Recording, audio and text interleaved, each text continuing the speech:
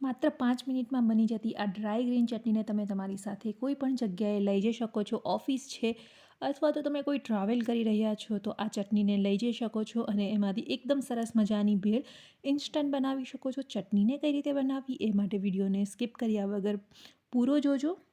Dry ચટણી બનાવવા માટે મેં અહીંયા 1 કપ જેટલા શેકેલા ચણા લઈ લીધેલા છે. ત્યારબાદ 1 ચમચી ધાણા લઈ લઈશું, 1 ચમચી જીરું લેવાનું છે. જીરું અને ધાણા છે આ રીતના આપણે આખા લેવાના છે. અડધી નાની ચમચી જેટલો આમચૂર પાવડર લઈ લઈએ.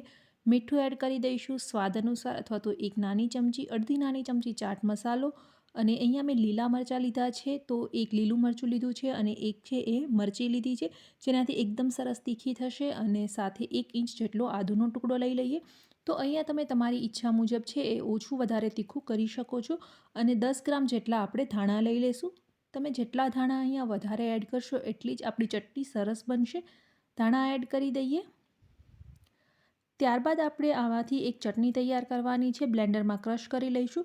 તો બ્લેન્ડરમાં ક્રશ કરતી વખતે એક પણ ટીપું પાણીનો ઉપયોગ નહીં કરીએ. આ રીતે આપણે એકદમ ડ્રાય જ ક્રશ કરવાની છે. જો એકસાથે બધું મિશ્રણ ક્રશ ન થાય તો તમે થોડું થોડું ક્રશ કરી શકો છો. જરૂર જણાય તો માત્ર 1 જ ચમચી પાણી એડ કરશું, એમનાથી વધારે એડ નથી કરવાનું. તો ચટણી આપણી બની ગઈ છે. હવે ભેળ બનાવી લઈએ. તો ભેળ માટે મેં અહીંયા મમરા લઈ લીધા છે. ત્યારબાદ થોડું ચવાણું લઈ લઈશું.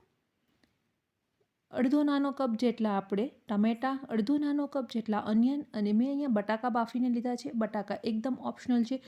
જો તમે ટ્રાવેલ કરતા હોય અને આ રીતે ભેળ બનાવવી છે તો તમે બટાકાને સ્કીપ પણ કરી શકો છો.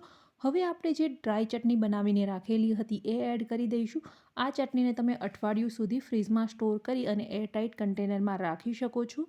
એકદમ સરસ રહેશે 1 અઠવાડિયું સુધી. મિક્સ કરી દઈશું બધી જ વસ્તુને એકદમ સરસ રીતે. તો આપણી ડ્રાય ચટણીમાંથી ઇન્સ્ટન્ટ ભેળ બની અને બિલકુલ તૈયાર થઈ ગઈ છે. તો તમે કોઈ પણ જગ્યાએ છે આ ભેળ બનાવી શકો છો. અનિયન અને ટમેટાં છે એ એડ ના કરો તો પણ તમે ડાયરેક્ટ જ કોઈ પણ ચવાણું છે એમની અંદર આ ચટણી એડ કરી અને એન્જોય કરી શકો છો. ટેસ્ટ ખૂબ જ સરસ આવશે. લાસ્ટમાં આપણે થોડી ઝીણી સેવ એડ કરી દઈએ અને ફ્રેશ કોરિએન્ડર એડ કરી દઈશું.